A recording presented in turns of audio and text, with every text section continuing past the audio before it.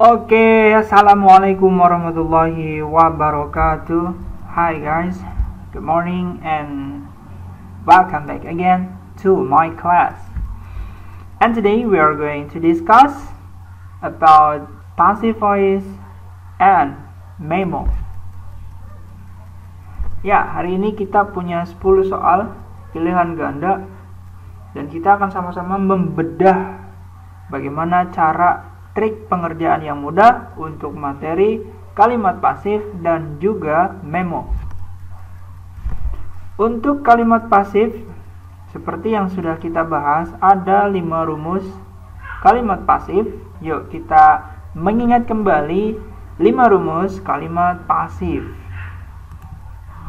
Nah, ini adalah 5 rumus kalimat pasif yang harus kita ingat baik-baik. Ada simple present, simple future, present continuous, present perfect, dan simple past. Setiap rumusnya kita lihat perbedaannya ada di warna merah. Kalau lihat dari verbnya semuanya menggunakan verb 3. Jadi gampang untuk menghafalnya. Untuk yang merah kita lihat ketika simple present maka sebelum verb 3 itu ada amisar. Ketika simple future sebelum verb 3 ada will be. Ketika present continuous sebelum verb 3 ada amisar being. Ketika present perfect sebelum verb 3 itu ada have atau has, kemudian ada been. Jadi have been verb 3 atau has been verb 3. Dan ketika simple past sebelum verb 3 itu ada was atau were. Kalau ditinjau dari segi arti simple future maka artinya itu adalah akan di. Karena seperti yang kita ketahui pasif itu meaningnya adalah di. Dimakan, diminum, ditonton, dan lain sebagainya. Sedangkan untuk present continuous maknanya itu adalah sedang di. Untuk present perfect itu maknanya adalah sudah di. Sedangkan untuk simple present dan simple past dia kosong, berarti maknanya itu adalah tergantung dari kata kerjanya. Kalau makan berarti langsung dimakan. Kalau minum langsung diminum. Ini pun sama, kalau makan langsung dimakan, kalau minum langsung diminum. Yang membedakan antara simple present dan simple past itu hanya dari segi waktunya saja. Kalau ini dimakannya sekarang untuk simple present, kalau simple past dimakannya itu sudah lampau. Kurang lebih itu dari segi arti. Nah, namun kita lihat untuk yang merah ini ada penambahan amisar, ada penambahan have, has, dan juga ada penambahan was, were. Seperti yang kita ketahui dalam bahasa Inggris itu ada subjek I, you, we, they, she, he, it. Maka ini harus kita tahu agar menjawab jawabannya itu benar, tidak keliru dan tidak salah. Contoh, ketika subjek I maka ketika amisar ketemunya dengan am. Ketika have, has ketemunya dengan have. Ketika was, were ketemunya dengan was. Ketika will, semua subjek menggunakan will. Ya, jadi kolom ini, kolom subjek dengan pasangannya harus kita ingat baik-baik. Tinggal dicek saja, dihafalkan, dan silakan di crop untuk belajar. Oke, sudah hafal ya untuk semua rumus passive voice. Sekarang back to our question. Kita kembali lagi ke soal. Nah, soal kalimat pasifnya di sini kita buat dalam bentuk conversation. Kita lihat dulu perintahnya yaitu complete the dialogue below. Kalau ada kalimat seperti ini, ingat baik-baik. Ya, berarti artinya adalah kita suruh complete, melengkapi dialog di bawah ini. Ada Ajeng dan juga Ujang. Jang, why do you put that food on that table? Jang, kenapa sih kamu meletakkan makanan itu di kandang? Stable itu artinya kandang. Oh, this food for my bird, kata Ujang. Makanan ini untuk burung saya, kata Ujang. Titik.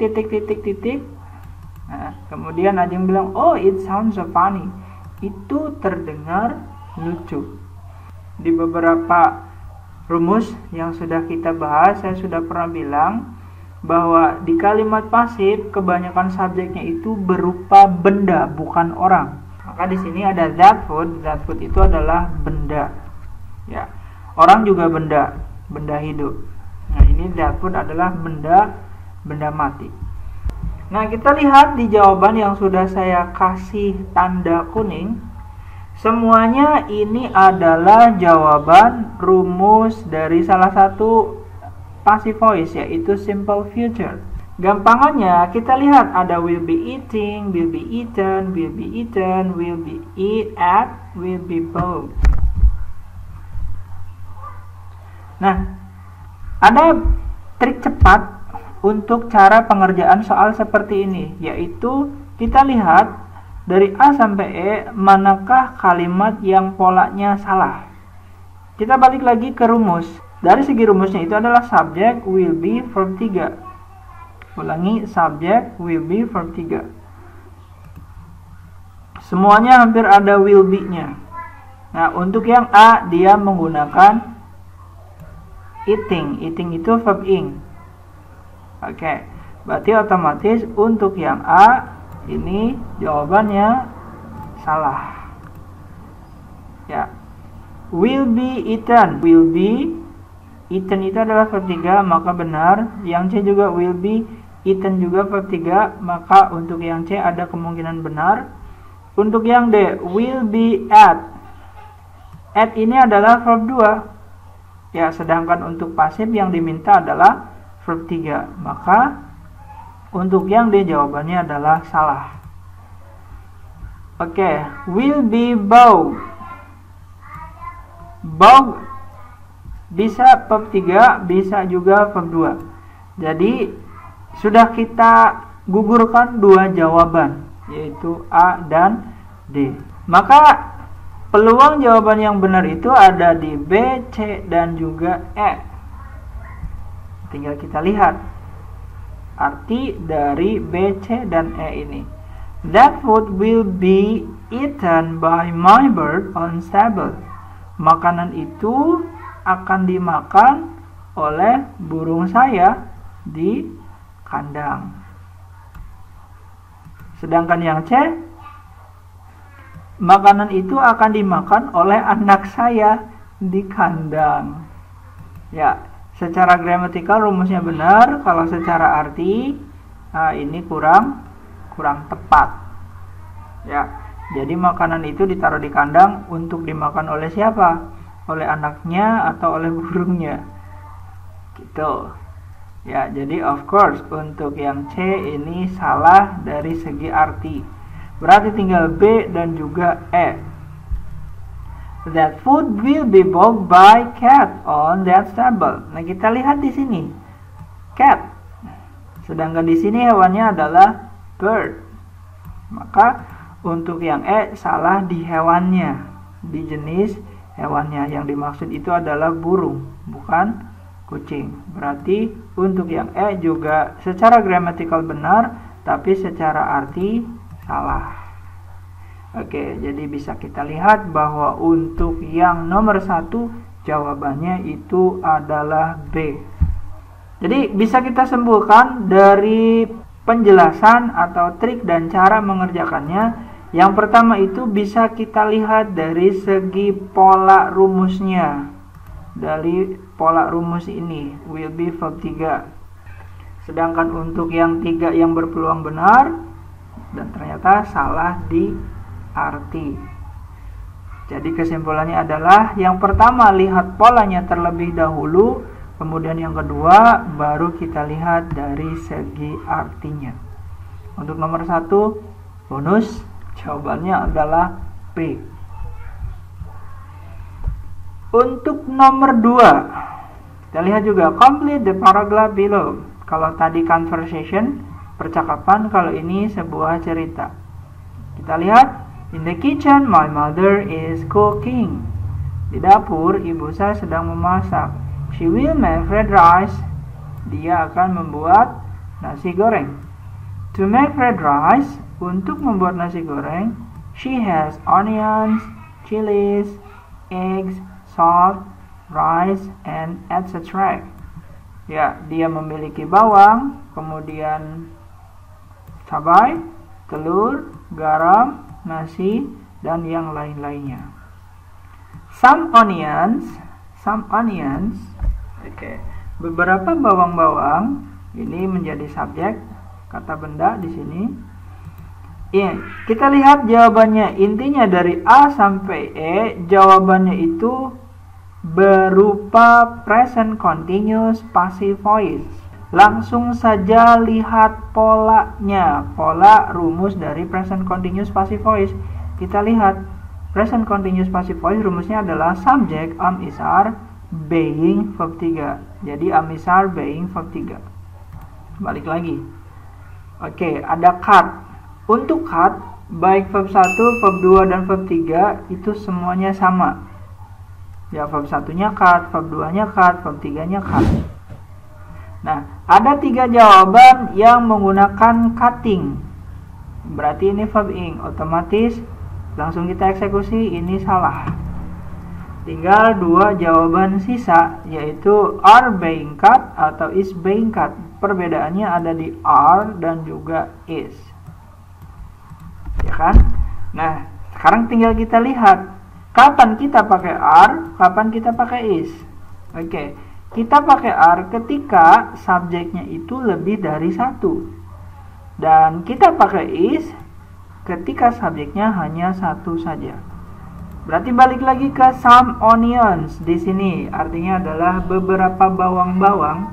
Nah, kira-kira beberapa bawang-bawang itu jumlahnya 1 atau lebih dari 1? Berarti jawabannya adalah silakan dijawab. Jadi nomor 2, hanya dengan melihat rumusnya saja kita sudah langsung bisa dengan cepat menjawab soal. Nomor 3, complete the conversation below. Ada Rastum dan juga Udin. Din, can I borrow your car? Bolehkah saya pinjam mobil kamu? Oh, I'm sorry, you can't. Maaf, kamu nggak bisa. Rasumnya bilang, why? Kenapa?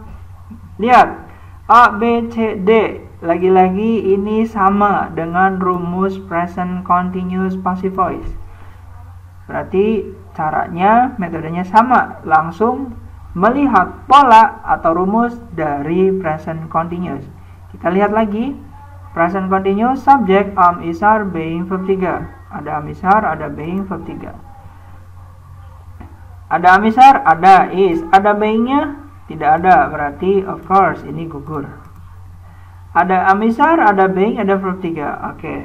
Ada is, ada being, ada verb ing. Berarti ini juga gugur. Ada is, ada being, ada verb ing. Ini juga gugur karena tidak sesuai pola.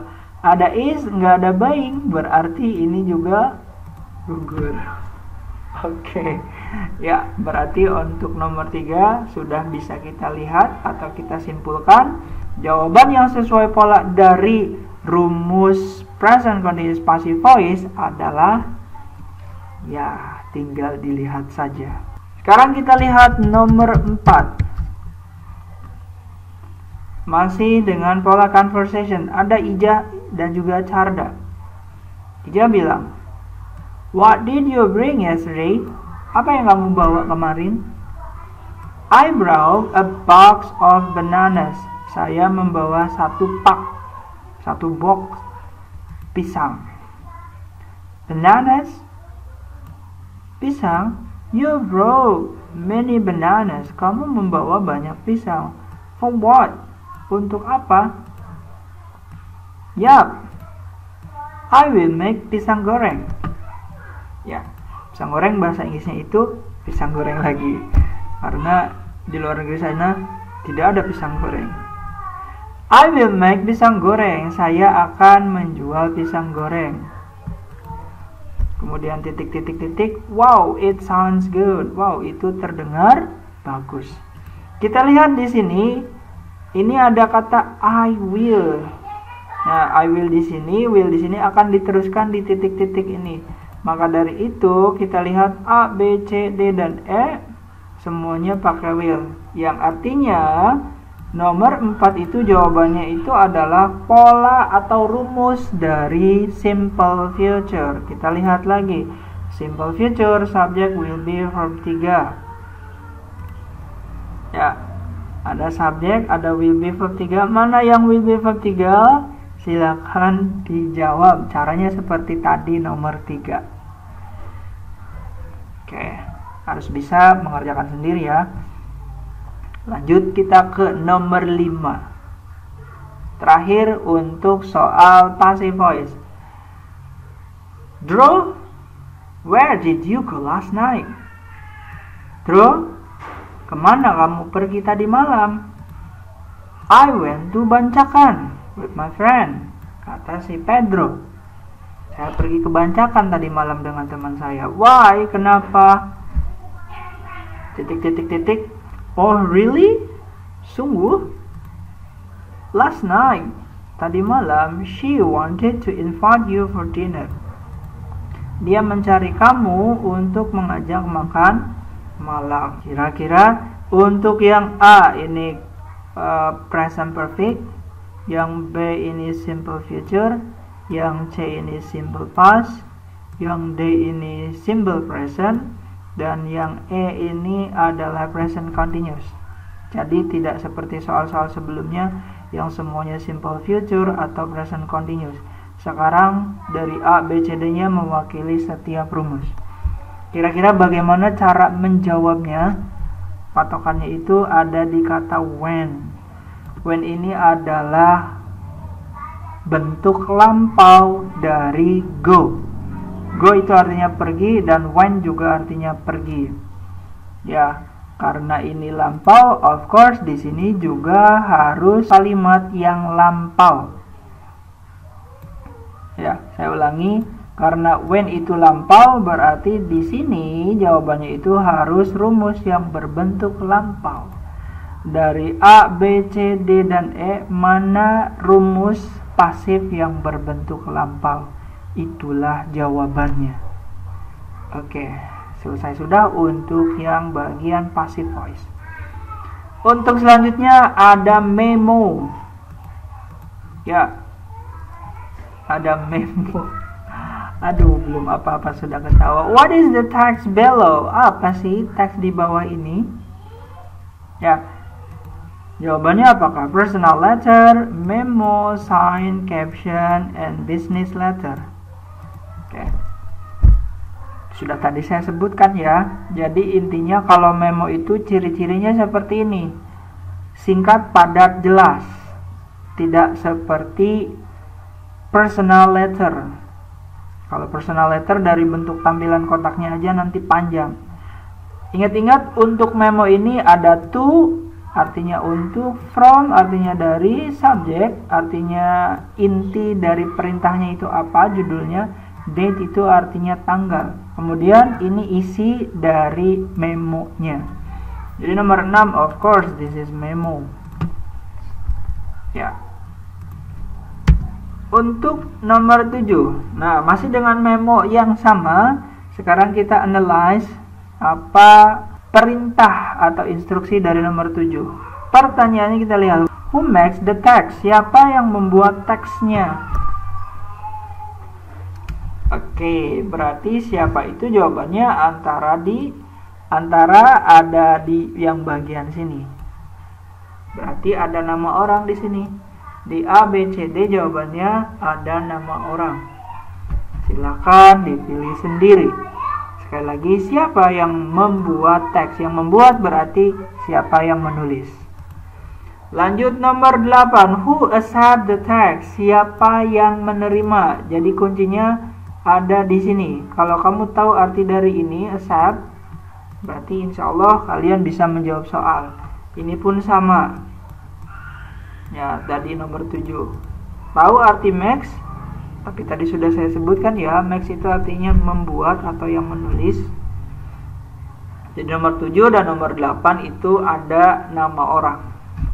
Jawabannya adalah nama orang. Nomor 9. When was the text made? Ini kata kuncinya yaitu when. When itu artinya kapan. Kalau kapan berarti menanyakan waktu. Ada was dan juga made, berarti artinya ini kalimat pasif, dibuat. Kapan teksnya atau memonya dibuat? Berarti jawabannya waktu. Dari A, B, C, dan D, mana yang jawabannya berupa waktu? Silakan dijawab.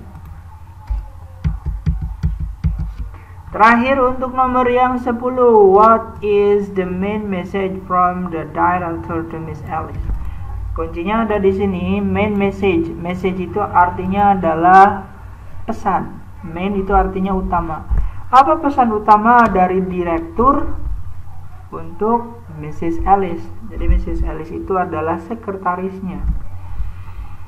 Ya, jadi untuk nomor 10 ini agak lumayan berat. Kalian harus benar-benar bisa mengartikan arti dari pesan yang ada di dalam memo ini. Ya, silakan sebagai pembelajaran kalian artikan sendiri, dan kemudian jawabannya saya bantu di sini. Ada kata is order, artinya disuruh. Ya, ini ada 3 jawaban yang dengan kata is order. Ya, atau director invites. Invites itu artinya mengundang atau mengajak. Kalau order, menyuruh. Nah, ini kalimat aktif artinya menyuruh. Kalau is order artinya disuruh. Ya, pahami baik-baik arti dari isi memo ini. Kemudian kalian tentukan jawaban nomor 10 ini dari menyimpulkan isi dari memo tersebut. Oke, ya inilah untuk trik, untuk cara mudah dalam menjawab soal kalimat pasif dan juga memo. I hope you learned something. Thank you very much and see you in the next discussion. Wassalamualaikum warahmatullahi wabarakatuh.